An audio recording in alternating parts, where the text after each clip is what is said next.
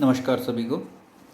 इस वीडियो में हम व्याकरण के कुछ महत्वपूर्ण बिंदुओं के बारे में चर्चा करेंगे। सबसे पहले है संज्ञा और उसके भेद। संज्ञा, जैसा कि आप सब जानते हैं, किसी भी व्यक्ति, वस्तु, स्थान, भाव आदि के नाम को संज्ञा कहा जाता है। जैसे पशु, जाति, सुंदरता, गुण, व्यथा, भाव, मोहन, व्यक्ति तथा दिल्ली, स्थान, ये सब किसी चीज़ के नाम हैं, अतः ये सब संज्ञा शब्द हैं। संज्ञा के मुख्य रूप से तीन भेद हैं: व्यक्तिवाचक संज्ञा, जातिवाचक संज्ञा तथा भाववाचक संज्ञा। सबसे पहले है व्यक्तिवाचक संज्ञा। जिन शब्दों से किसी विशेष व्यक्ति, वस्तु तथा स्थान के बारे में पता चले उन्हें व्यक्तिवाचक संज्ञा कहा जाता है। जैसे जयपुर, दिल्ली, भारत, रामायण, अमेरिका, मोहन, राम इत्यादि। यह सब किसी व्यक्ति, वस्तु या स्थान के नाम के बारे में बता रहे हैं, अतः ये सब व्यक्तिवाचक संज्ञा के उदाहरण हैं। दूसरा है जातिवाचक संज्ञा। जिन शब्दों से किसी व्यक्ति या वस्तु की जाति का बोध हो उन्हें जातिवाचक संज्ञा कहा जाता है। जैसे घोड़ा, फूल, मनुष्य या किसी धर्म की जाति जैसे गुर्जर, पंडित इत्यादि। इन सब शब्दों से किसी संपूर्ण जाति का बोध होता है, अतः ये सब जातिवाचक संज्ञा के उदाहरण हैं। तीसरा है भाववाचक संज्ञा। जिस संज्ञा शब्द से पदार्थों की अवस्था, गुण, दोष, भाव या दशा और धर्म आदि का बोध हो उसे भाववाचक संज्ञा कहा जाता है। जैसे बुढ़ापा, मिठास, बचपन, मोटापा इत्यादि। ये इन सब से व्यक्ति के गुण, दोष, भाव, दशा का पता लगता है। यह सब भाववाचक संज्ञा के उदाहरण हैं। संज्ञा के बाद है सर्वनाम। संज्ञा के स्थान पर प्रयुक्त होने वाले शब्दों को सर्वनाम कहा जाता है। जैसे यह, वह, मैं, हम, तुम, आप इत्यादि। सर्वनाम मुख्य रूप से 11 हैं: मैं, तू, आप, यह, वह, जो, सो, कौन, कोई और कुछ आदि। सर्वनाम के भेद। सर्वनाम के मुख्य रूप से 6 भेद हैं। सबसे पहला है पुरुषवाचक सर्वनाम। जिन सर्वनाम शब्दों का प्रयोग वक्ता अर्थात बोलने वाले व्यक्ति द्वारा खुद के लिए या दूसरों के लिए किया जाता है उसे पुरुषवाचक सर्वनाम कहा जाता है। जैसे मैं, हम वक्ता खुद के बोलने के लिए, तुम और आप सुनने वाले के लिए, और यह, वह, ये, वे किसी अन्य के बारे में बात करने के लिए प्रयुक्त किए जाते हैं। अतः यह सब शब्द पुरुषवाचक सर्वनाम के अंतर्गत आते हैं। उदाहरण: मैं फिल्म देखना चाहता हूँ, आजकल आप कहाँ रहते हैं, वह पढ़ने में बहुत तेज है। इन सब शब्दों में मैं, आप, वह इत्यादि पुरुषवाचक सर्वनाम के उदाहरण हैं। पुरुषवाचक सर्वनाम के आगे 3 उपभेद हैं। पहला है उत्तम पुरुषवाचक सर्वनाम। जिन शब्दों का प्रयोग बोलने वाला व्यक्ति खुद के लिए करता है उन्हें उत्तम पुरुषवाचक सर्वनाम के अंतर्गत रखा जाता है। जैसे मैं, मेरा, मेरी, मुझे, हम, हमें, हमको इत्यादि। मैं फुटबॉल खेलता हूँ, हम बाजार जा रहे हैं। यहाँ पर मैं और हम का प्रयोग बोलने वाले व्यक्ति द्वारा खुद के लिए किया गया है, अतः यह उत्तम पुरुषवाचक सर्वनाम है। दूसरा है मध्यम पुरुषवाचक। जिन शब्दों का प्रयोग सुनने वाले के लिए किया जाता है उन्हें मध्यम पुरुषवाचक सर्वनाम के अंतर्गत रखा जाता है। जैसे तुम, तुम्हें, तुम, तुमको, आप इत्यादि। जैसे तुम बहुत अच्छे हो, आप बहुत सुंदर लग रहे हो। यहाँ पर बोलने वाला व्यक्ति तुम और आप शब्द का प्रयोग किसी दूसरे व्यक्ति के लिए जिससे वह बात कर रहा है उसके लिए कर रहा है, अतः यह मध्यम पुरुष के उदाहरण हैं। तीसरा है अन्य पुरुषवाचक सर्वनाम। जिन शब्दों का प्रयोग किसी तीसरे व्यक्ति के बारे में बात करने के लिए किया जाता है, जैसे यह, वह, वे इत्यादि, वे अन्य पुरुषवाचक सर्वनाम कहलाते हैं। जैसे वह बाजार जा रहा है। यहाँ पर वह शब्द का प्रयोग किसी तीसरे व्यक्ति के लिए किया गया है, अतः यह अन्य पुरुषवाचक का उदाहरण है। सर्वनाम का दूसरा भेद है निजवाचक सर्वनाम। जिन शब्दों का प्रयोग वक्ता किसी चीज़ को अपने साथ दर्शाने या अपनी बताने के लिए करता है उन्हें निजवाचक सर्वनाम कहते हैं। जैसे मैं अपने कपड़े स्वयं धो लूँगा या मैं वहाँ अपने आप चला जाऊँगा। ऊपर के वाक्यों में वक्ता ने खुद के लिए ही स्वयं और अपने आप का प्रयोग अपने कामों से खुद को जोड़ने के लिए किया है, इसलिए ये निजवाचक सर्वनाम के उदाहरण हैं। एक मुख्य बात ध्यान देने योग्य है कि जब आप शब्द का प्रयोग श्रोता अर्थात सुनने वाले के लिए हो, वहाँ पर वह मध्यम पुरुषवाचक सर्वनाम होता है। जैसे आप कहाँ जा रहे हैं। लेकिन जब आप शब्द का प्रयोग अपने लिए किया जाता है तो वह निजवाचक सर्वनाम के अंतर्गत आता है। जैसे मैं अपना काम अपने आप कर लूँगा या मैं वहाँ अपने आप चला जाऊँगा इत्यादि। सर्वनाम के अंतर्गत तीसरा भेद है निश्चयवाचक सर्वनाम। जिन सर्वनाम शब्दों से किसी व्यक्ति, वस्तु या स्थान की निश्चितता का बोध हो वे सब निश्चयवाचक सर्वनाम कहलाते हैं।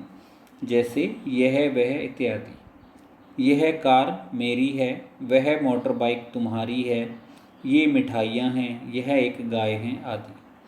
ऊपर के वाक्यों में यह, वह, ये, वे आदि का इस्तेमाल वस्तु या व्यक्ति आदि की निश्चितता का बोध करवाने के लिए किया गया है, इसलिए यहाँ पर ये सब निश्चयवाचक सर्वनाम कहलाते हैं। चौथा भेद है अनिश्चयवाचक सर्वनाम। जिन सर्वनाम शब्दों से वस्तु या व्यक्ति और स्थान आदि की निश्चितता का बोध नहीं होता वे अनिश्चयवाचक सर्वनाम कहलाते हैं। जैसे कुछ, कोई इत्यादि। मुझे कुछ खाना है। कुछ अर्थात निश्चित नहीं है कि क्या खाना है, अतः यहाँ अनिश्चयवाचक सर्वनाम है। मेरे खाने में कुछ गिर गया, नहीं कहा जा सकता है कि क्या गिरा है, अतः यहाँ पर भी यह अनिश्चयवाचक सर्वनाम का उदाहरण है। इसी प्रकार से मुझे बाजार से कुछ लाना है, कोई आ रहा है, मुझे कोई नज़र आ रहा है। ऊपर के वाक्यों में बोलने वाले द्वारा सिर्फ अंदाज़ा लगाया जा रहा है, इसलिए हमें वस्तु या व्यक्ति की निश्चितता का बोध नहीं हो पा रहा कि वह निश्चित रूप से क्या है, इसलिए यहाँ कुछ, कोई आदि शब्द अनिश्चयवाचक सर्वनाम के अंतर्गत आते हैं। पांचवा है प्रश्नवाचक सर्वनाम। जिन शब्दों का प्रयोग किसी वस्तु, व्यक्ति आदि के बारे में कोई सवाल पूछने या उसके बारे में जानने के लिए किया जाता है उन शब्दों को प्रश्नवाचक सर्वनाम कहा जाता है। जैसे कौन, क्या, कब, कहाँ इत्यादि। उदाहरण, देखो तो कौन आया है, आपने क्या खाया है।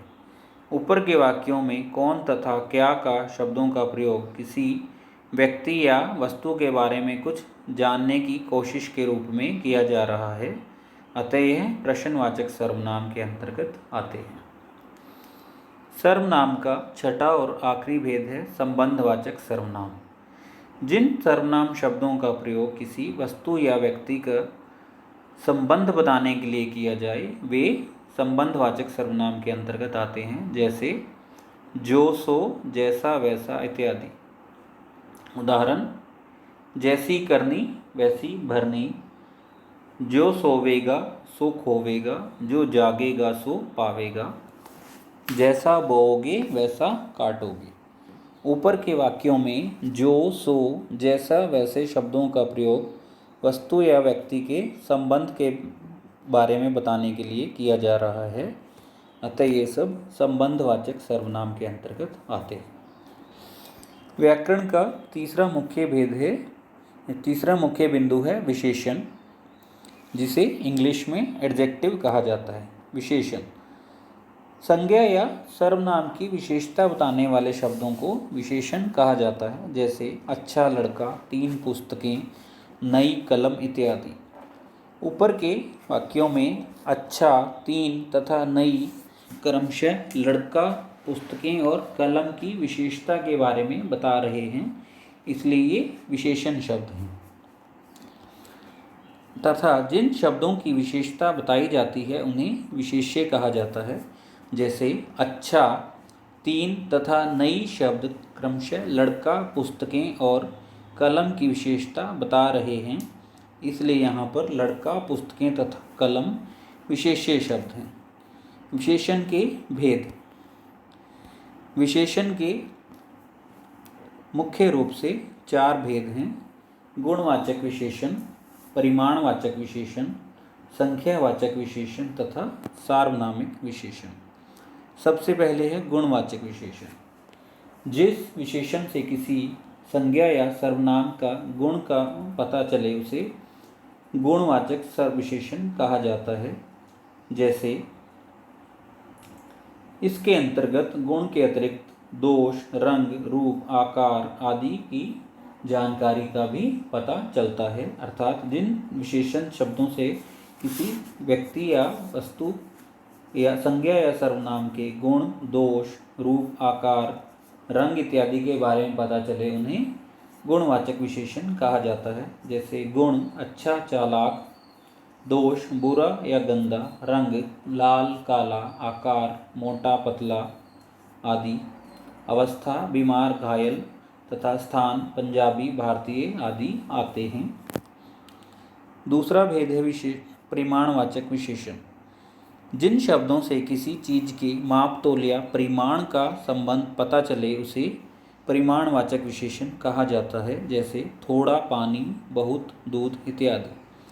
अर्थात माप तोल से संबंधित चीज़ों की विशेषता बताने वाले शब्दों को परिमाणवाचक विशेषण के अंतर्गत रखा जाता है।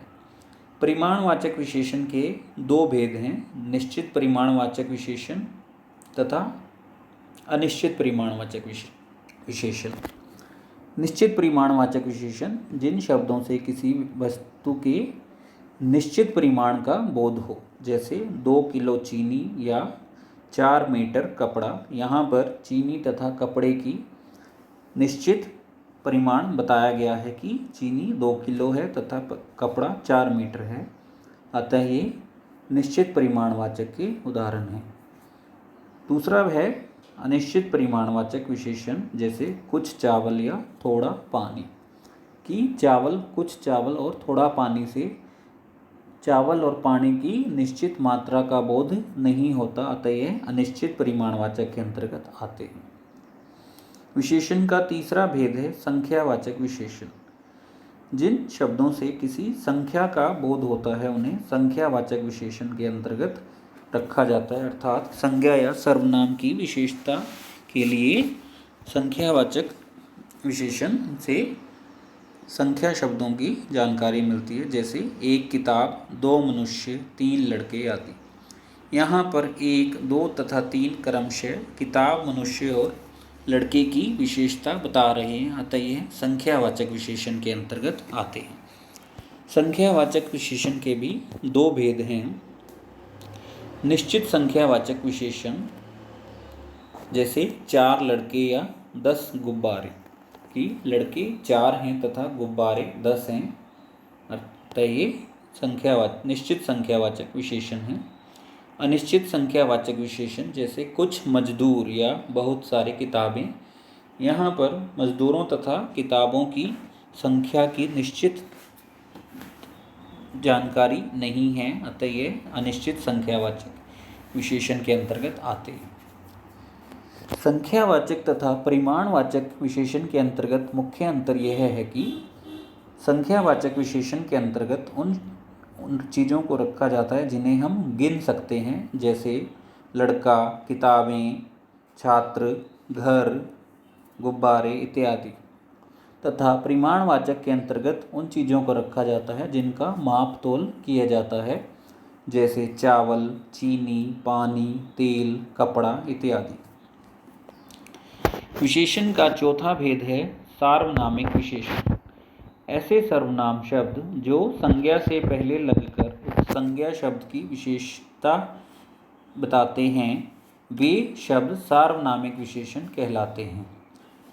जैसे मेरी पुस्तक, कोई बालक, वह लड़का आदि।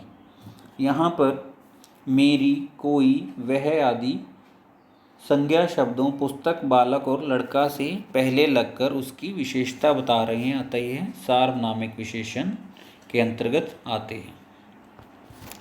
तो यह हमारे व्याकरण के 3 मुख्य बिंदु संज्ञा, सर्वनाम तथा विशेषण के बारे में हमने पढ़ा। धन्यवाद।